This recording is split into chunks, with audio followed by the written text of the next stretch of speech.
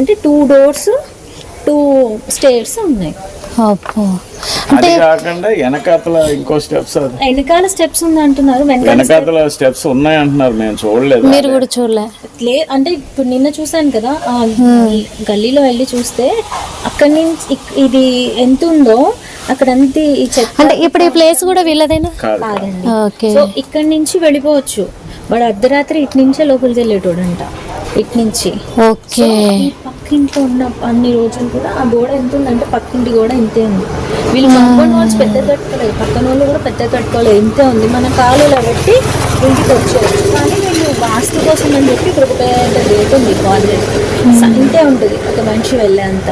ఆ గేట్ ఎప్పుడు లాక్ ఉంటుందని కింద టీచర్స్ ఉన్న వాళ్ళు చెప్పారు. మేబీ ఆ టైంకి లాక్ ఉండొచ్చు, తనకి ఎప్పుడు కావాలో అనుకూలంగా ఓపెన్ చేస్తే వాడు అలా వచ్చేసాడు అందులోంచి.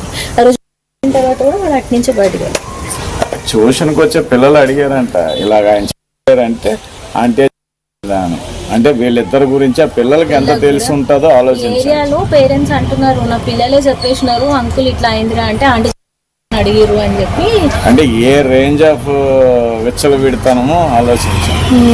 అంటే వీళ్ళకు ఈ ఇల్లు కట్టక ముందు నుంచే పరిచయం ఉందంటారా? ఇక్కడికి వచ్చిన తర్వాత ఆవిడ క్యారెక్టర్ అలాంటిదండి. ఆ పాత ఇంటి దగ్గర ఉండేటప్పుడు ఎవరో ఉండేవారని మేము విన్నాము, బట్ మనకు తెలియంది మనం కన్ఫర్మ్ చేసుకోలేము కదా.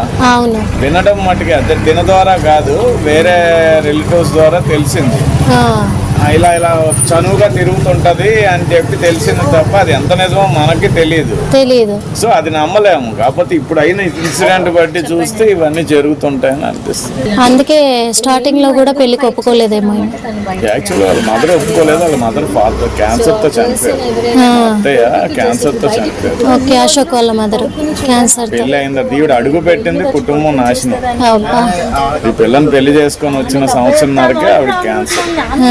సంవత్సరంన్నర 2 years లోనే ఆవిడ మ్యాక్సిమం 3 years లో చనిపోయింది. 3 years లో ఆవిడ చనిపోయిన తర్వాత వీళ్ళు విచ్చలు విడతాను ఎక్కువ అయిపోయింది. ఇంకా అడిగేవాళ్ళు ఎవరు లేరు. మా మావి నెమ్మదస్తుడు, ఆయన అసలు 10 మాటలు మాట్లాడితే ఒకటి కూడా మాట్లాడ్డా ఆయన. అది సైలెంట్ గా ఉంటాడు. పెళ్లికి ముందే తను ఒప్పుకోలేదు, అయితే ఇంకా వద్దు అని చెప్పింది. వీళ్ళు ఆర్య సమాజ్ లో పెళ్లి చేసుకున్నారు. ఆర్య సమాజ్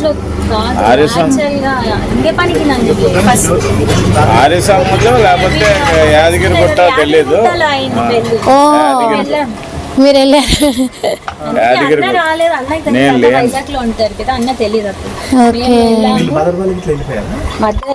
పూర్ణిమ వాళ్ళ మదర్ వాళ్ళు ఈ రోజు మార్నింగ్ బెంగళూరు వెళ్ళిపోయారు. అప్పుడు పెళ్లికి ముందు ఇక్కడ అబ్బాయినా అమ్మాయి వెళ్ళిపోయినా అది కూడా తెలియదండి. వాళ్ళ మామయ్య నాకు మొన్న వచ్చినప్పుడు చెప్తే తెలిసింది. మా చిన్నాన్న చెప్తున్నాడు, పెళ్లికి ముందే ఇలా వెళ్ళిపోతే వాళ్ళ మామయ్య ఇంట్లో పెట్టారంట. అసలు దీనికి అప్పటి నుంచే ఈ బుద్ధులు ఉన్నాయని అంటారు. సంసార పక్షంగా ఉండదు ఇది అని చెప్పి మా అత్తయ్యకి ఇవన్నీ తెలిసే వద్దని అన్నది పెళ్లి. కానీ మా వాడు వినలేదు, లాస్ట్ ప్రాణాల మీద తెచ్చుకున్నాడు. అయితే ఈమెకు కూడా హెల్త్ బాగాలేదు. ఈమెకి క్యాన్సర్, బ్రెస్ట్ క్యాన్సర్ ఒకటి తీసేశారు కూడా. అయినా సరే బుద్ధి మారట్లేదు. వాడి డబ్బులు ఎంతో పాడు చేస్తుంది. ఇది షాప్ పెట్టుకున్నారు? షాప్ కాదు, యాక్చువల్ గా షాప్ కి రెంట్ అవసరం అయితే రెంట్ కి ఇచ్చుకోవడానికి కట్టారు. But play school office room లో పక్క నుంచి తలుపు ఉంది. ఓకే, ట్యూషన్స్ చెప్తారు. చెప్పుకోవడం ఈవినింగ్ పూట ఎంత బాగా కట్టు కదా.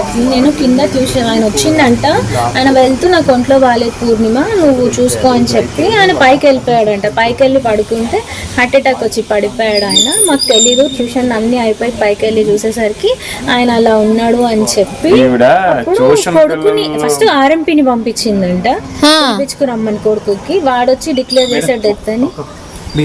ఓకే సార్, మీరు పోస్ట్ మార్టం అప్పుడు చూసారా బాడీని? లేదండి, నేను అదే చెప్తున్నాను. ఫీవర్ ఉండి నేను ఎక్కడికి వెళ్ళకపోయినా ఇక్కడ కూడా కష్టంగా వచ్చాను. ఆ మొహం మీద దెబ్బలు అవి అన్నారు కదా, చూసారా అసలు? లేదు నేను నాకు చెప్పడం బట్టి ఇక్కడ ఏదో రోడ్డు మీద పడిపోతే గీస్తే ఎలా చెక్కుంటది అలా ఇక్కడ ఈ నోట్లోంచి బ్లడ్ అట, ముక్కులోంచి బ్లడ్ అంట, తర్వాత ఇక్కడ ఏదో కట్ అయింది అన్నట్టుగా విన్నాను. అంతే, ముఖం మీద ఇంకా కటింగ్స్ ఏం లేవు. కొట్టారండి బాగా, పన్ను కూడా ఇరిగిపోయింది. మీరు ఆ రిపోర్ట్ లో చూస్తే తెలుస్తుంది మీకు. రిపోర్ట్స్ ఎవరి దగ్గర ఉన్నాయి సార్ ఇప్పుడు? రిపోర్ట్లు వాళ్ళ అన్నయ్య దగ్గరే ఉంటాయి. యాక్చువల్ పోస్ట్ మార్టం ఇంకా రాలేదట. వాళ్ళు ప్రెస్ నోట్ ఏదో పెట్టారు, నాకు ఒకటి పంపించారు. ఒకసారి నాకు పంపించారా ఉంటే? ప్రెస్ నోట్ ఒకటి పంపించారు, పోలీసుల దగ్గర నుంచి వచ్చింది.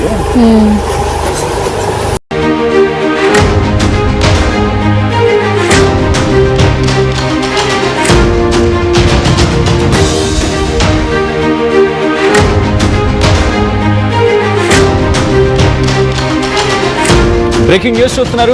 మేడిపల్లి కేసులో విస్తుపోయే నిజాలు బయటపడుతున్నాయి. అశోక్ చనిపోయిన 3వ రోజే ప్రియుడితో షాపింగ్కి వెళ్ళింది పూర్ణిమ. 10 రోజుల వరకు అశోక్ది సహజ మరణంగానే చిత్రీకరించింది పూర్ణిమ. పూర్ణిమని ప్రేమించి పెళ్లి చేసుకున్నాడు అశోక్. పెళ్లికి ముందే పూర్ణిమకు మరొకరితో సంబంధం ఉందా? ప్రస్తుతం ఈ ప్రశ్నే తెర మీదకి వస్తోంది. ఇప్పుడు మహేష్తో వివాహేతర సంబంధం కారణంగా అశోక్ను అడ్డు తొలగించుకోవాలని ప్లాన్ చేస్తుందా?